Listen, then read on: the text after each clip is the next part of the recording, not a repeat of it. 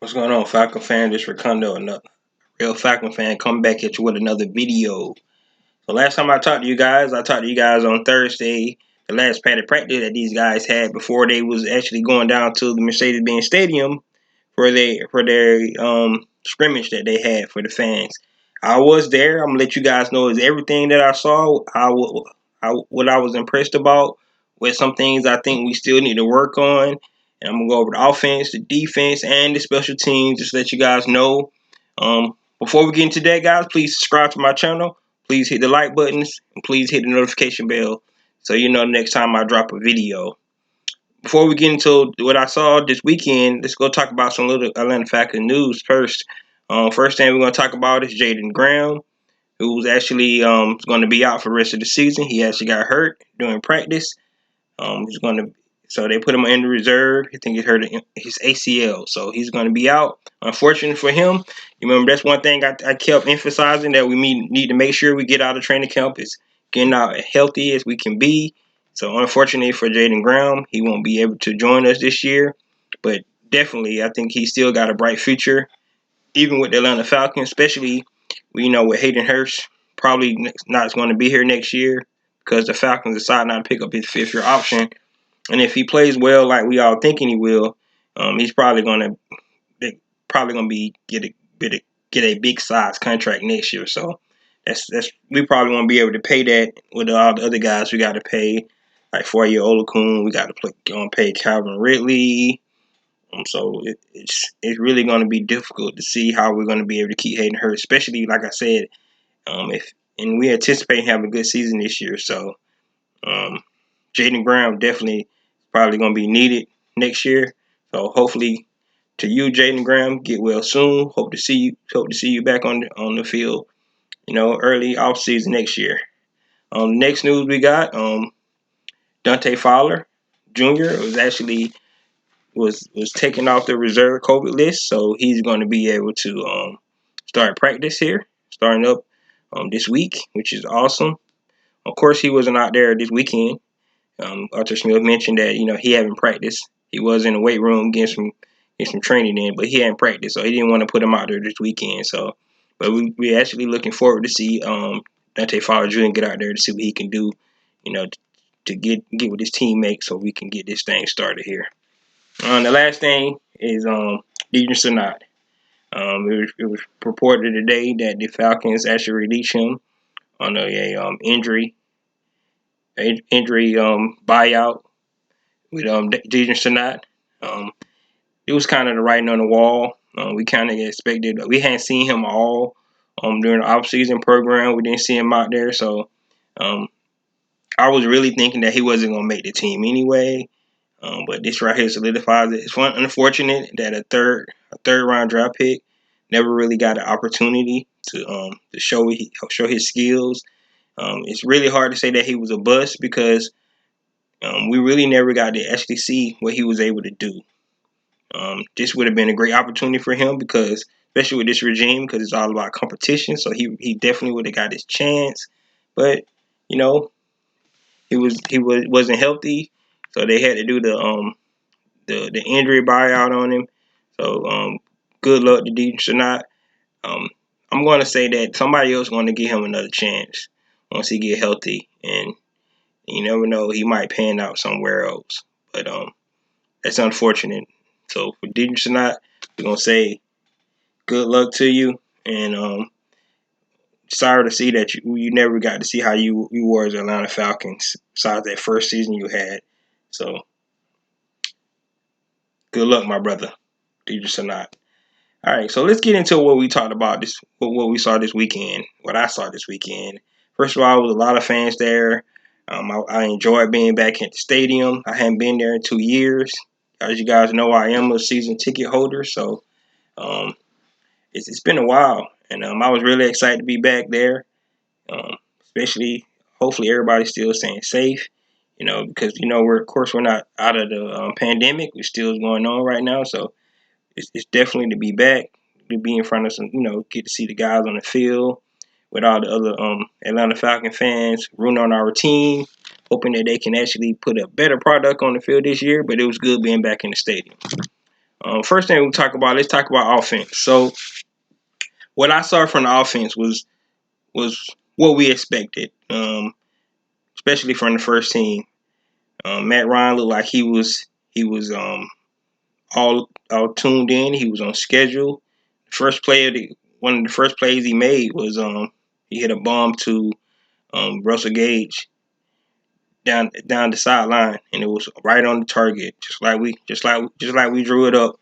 And one thing that Matt Ryan mentioned about the offense, first he talked about he wanted to hear Arthur Smith in his ear and get used to that and understand how he call plays and get a kind of rhythm how that's going to be.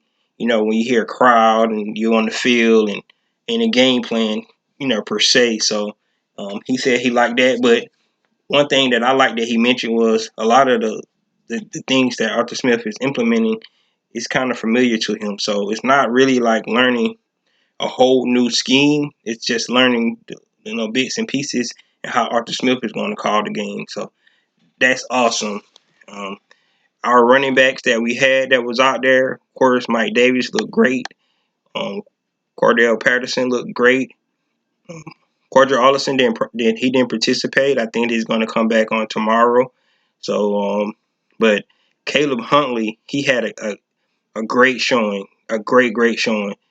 And then Javian Hawkins, his speed really pops up on the field. If you look at Javian Hawkins and you look at some of the plays that he made, his speed really popped. So from what I seen from, like I said, from Matt Ryan and then the running backs, they looked great. Our receiving core, um, like I said, Lumdays a kids, he still made a couple of plays. He looked great. Um, let's see, the tight ends. Of course, how can I forget about Mr. Pitts? Mr. Pitts, actually, the first pass was thrown to him. He actually dropped the pass. It was a perfect pass from Matt Ryan on the sideline on the out. Hit Kyle Pitts right in the hands. He dropped it. Um, but none to say the least, he didn't drop any other pass the rest of the game. And like I said, he still, like I say, looked like he doesn't look like a rookie. I can't say that. Usually if you go look into history when they're talking about rookie tight ends, they actually don't do a great job their first season. But I think Mr. Pitt is going to actually he's going to break that trend. I think he's actually going to be very successful. And one thing you can say about our tight ends, Kyle Pitts and Hayden Hurst, and also Lee Smith as well, was they wasn't doing a lot of motion. There was a lot of motion. I mean, I think every play that was called on offense, you could see a lot of motion. So I think that's very exciting. If you remember last year under the former offensive coordinator Dirk Carter, um, hardly none of that motion. And of course, we all know what motions for anyway. Just let the quarterback knows um, what kind of defense they in zone, they in man, but it also help find the mismatches as well. So they had Mr. Pitts lined up on the outside. He was lined up on the inside. He was lined up in the slot. He was in some places actually lined up right in the backfield. So I think it was real a lot of emotion, a lot of, and when for a fact that the one thing I liked about it when you think about Arthur Smith is that he didn't show us everything. So it's gonna be a lot of things in week one that comes out that none of us gonna be expecting. But from a standpoint from that first team offense, I think it's gonna be great. I think it's gonna be great. Of course, I didn't talk about Calvin Ridley. Calvin Ridley had, of course, he had his plays. Him and Matt Ryan looked like they was in sync. So the first team offense was very impressive. One thing I can say on some of the runs that you can't really get a gauge on some of the pass blocking and the run blocking is that no, the defense is not allowed to make tackles. So when you put it in perspective about not being able to make tackles, not being able to hit the quarterback, it's kind of hard to see. On some plays, in my opinion, I feel like between the first, second, and third offenses, I think the quarterback probably would have got sacked. So um, And some of the runs wouldn't have been some of those longer runs that popped on the field this Saturday. Maybe probably would have been like a 2 yard run. You don't know really because, like I said, the defense weren't able to actually tackle, which is great. We don't want to be tackling our own team and hurting them. Like I said, we want to make sure we come out healthy. So I mean, it's one thing I can say about Dan Quinn. He always talked about protect the team, and that's one thing any team should want to do: protect each other, protect the teammates. Make sure that you're not trying to put a hurting on your teammates. Now, the other teams, yes, put a hurting on them. Make sure we bring that pain, but for your teammates, you don't want to do that. Um, so it's kind of hard to determine. I'm pretty sure that when they do one on ones, they probably can get little bit more, you know, detailed and figure out who's actually doing a good job, in those running schemes and in those blocking schemes that Arthur Smith is calling up. Now, also I think that when they go back and look at film on some of the practice, they'll be able to tell a little bit more as well. Arthur Smith did mention that um, he's going to go back and look at film, but from what he's seen, he was pleased about what he saw in the field. I was too, but like I said, not being able to for the defense being able to tackle the offensive guys, um, it's just really hard to tell. Of course, like I said, we had second team and third team, so AJ McCarron, he actually got out there. He looked decent on the second team, and then Felipe Pranks looked decent as well on the third team. So, and if you look at the depth on all three levels from the skill positions, the running backs and the wide receivers. They all looked good. Even the tight ends looked good from the second team and third team. So from an offensive standpoint, I think we had a great day, great practice, and the main thing I think that we can definitely get from what I seen from the offensive standpoint is that everybody seems to know um, the install of Arthur Smith's scheme. So it's only going to get better with time. I mean, this just the first 1.5 week of training camp. First preseason game hasn't even happened yet, so um, it's only going to get better over time. But the main thing is that it seems like everybody understanding his install, and it's going to be 100% different on the motion from a motion standpoint and having some creativity on our offense. All right, let's talk about defense. So first of all, before I say anything about defense, like I said, it was really hard to say anything about defense because, like I mentioned, they was not able to tackle. They was not able to sack the quarterback, hit the running backs. But what I could tell from a defensive standpoint was that the communication was there. It seemed like every player was in the right positions that they need to be in. If I had to nitpick a bit, which is, and if you think about it like this, when you're watching your team play one another, and we all know this, when you watch your team play another, if the offenses do well, you be like, dang, the defense should have made a play. But then if the offense don't do well, you be like, they're not going to be good. So it's kind of hit or miss. So of course the offense was making plays, but then at the same time, it felt like the defense wasn't making plays. So it's kind of hard to determine. Like I said, especially when you don't have that physicality there from a standpoint of tackling. But what I can say is this: on Friday, when we get that preseason game, we'll have to worry about that. We can actually be able to see it from an offense and defensive standpoint because we'll be able to these guys be able to hit. They'll be able to get to the quarterback. They'll be able to stop the running back. They'll be able to shut down plays. We can actually see if Dean P start utilizing his blitz schemes, which I think he wasn't not doing that a whole lot. Like I said, you don't want to put a whole bunch of pressure on your own team. And of course it was 27,000 people there in the stadium, so you didn't want to show everything anyway. So, but I think when we get to the preseason game, we're gonna be able to see a lot more. Now, there was a couple of standouts on defense though. First of all, I'm gonna talk about AJ Terrell. He's like a blanket. He's on it. I mean, that guy. He looked like he was the best defensive back picked in his draft. Of course, we know he was picked number 15th overall, and it was a couple cornerbacks that went before him. And I think out of that group, I think that the Atlanta Falcons. So that's one thing Tommy Dimitrov did do a great job was him and Dan Quinn when they selected AJ Terrell. I think he's going to be a stud. I think he has a great opportunity to be in the Pro Bowl conversation this year.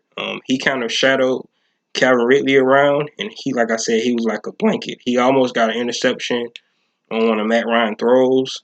Um, he's there, and then Matt Ryan also mentioned that he's really impressed with his pattern recognition that he already has in his second year as a corner.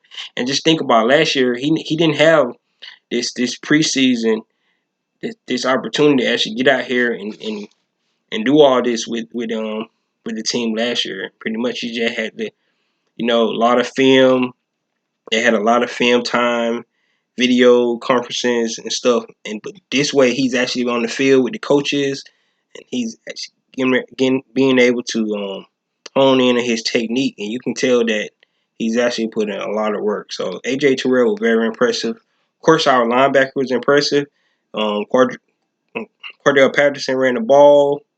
Actually got stripped by Deion Jones. Of course, Mr. Deion Jones always there. He's always where he needs to be. If I had a nitpick about anything, like I said, couple of our cornerbacks was getting beat, but I mean that could be till we have great receivers. Our cornerbacks need to do some work.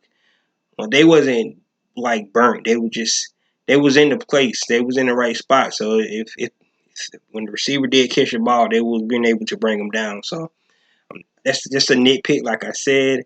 But at the same time, it could just be because, like I said, we got great receivers on the other end. We got great quarterback play, putting the ball where it needs to be. So I'm not going to harp on that too much until we be able to see in the game and see what these guys are going to be able to do. One good thing that we did see was our two rookies got to get in the game. Taquan Graham and Okendeji, both of those guys got a good amount of playing time. Okendeji actually was able to start on the defense because Jake O'Toole Mariner actually he didn't participate. Arthur Smith mentioned that he should be back on tomorrow as well.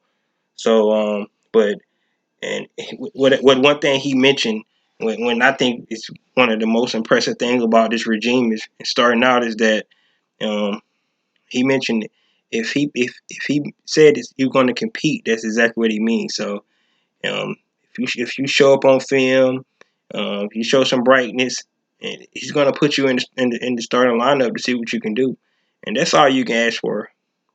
If you go out and put everything on the line and you play hard, and you should get rewarded. So that's exactly what Arthur Smith did. He put Okendeji in the starting lineup, and he actually flashed a couple of times.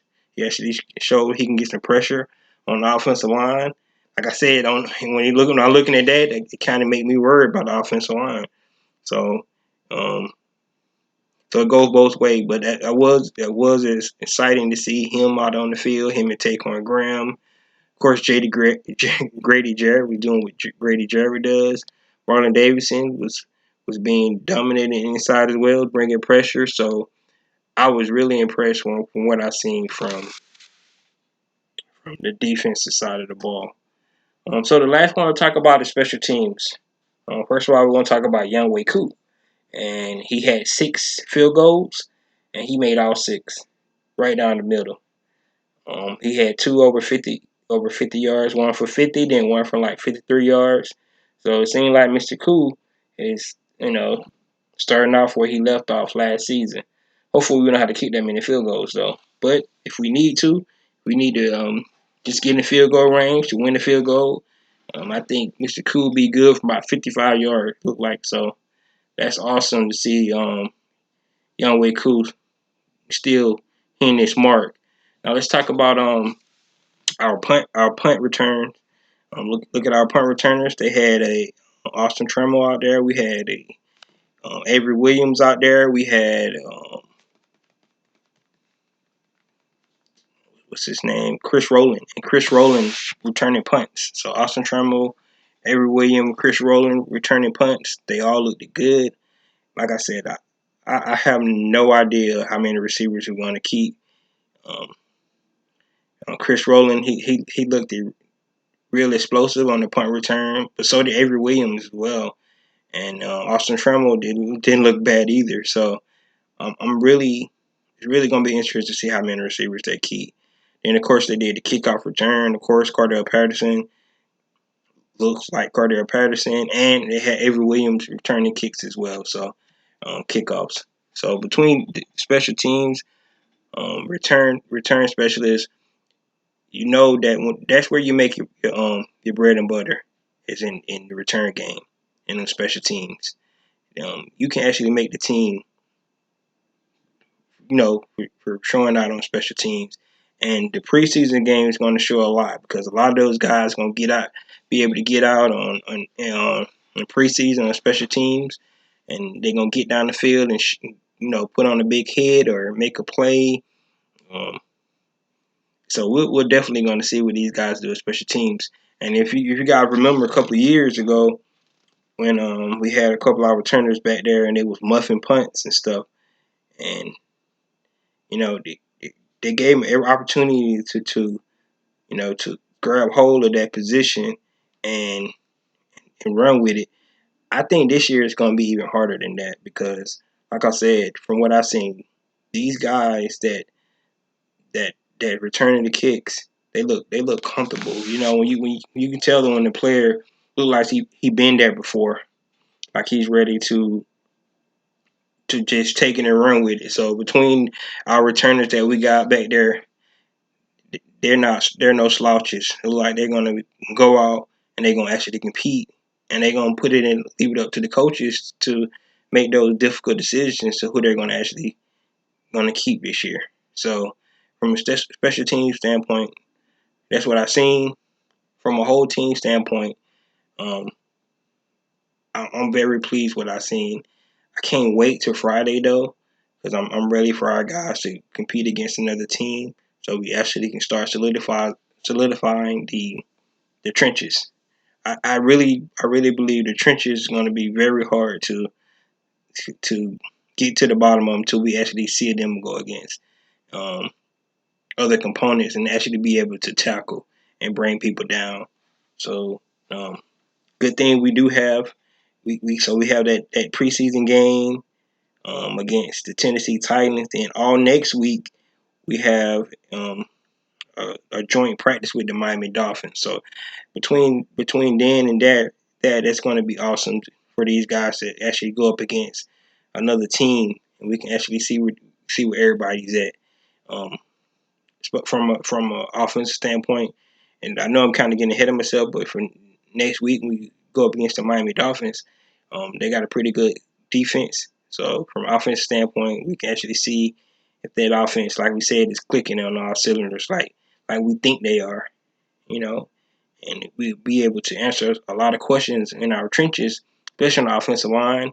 With our center guard and in our right tackle spot, and then on the defensive line as well. And hopefully, we get to see Dante Fowler this Friday playing the preseason game. See what he been working on this offseason as well. So between all that, you guys, that's what I seen this Saturday. I was very excited. Like I said, I was happy to be back in the stadium. The Falcons look good, but I wanna just lower my expectations right now until I can see preseason games, see what these guys look like live going against other teams, and because as of right now we're a young team. I don't want to get my hopes up too high. I am excited now. Don't get it wrong. I'm excited, but I don't want to get my hopes up too high to see actually what these guys got. But from what I can tell, I think that we're going to be very happy this year with the first year under Arthur Smith and Terry Fontenot. So with that, guys, that's all I got. Let me guys know what you think. If you guys were there, let me know if you agree with what I saw. Some other things you talk about, some other guys you think that might have stood out, or some other things that you thought that we might need to work on. Please leave your comments. Let me know what you guys think. Like I said, please hit the subscribe button. Please hit the like and let me know if you guys like my video. And other than that, guys, I'll talk to you later. Peace.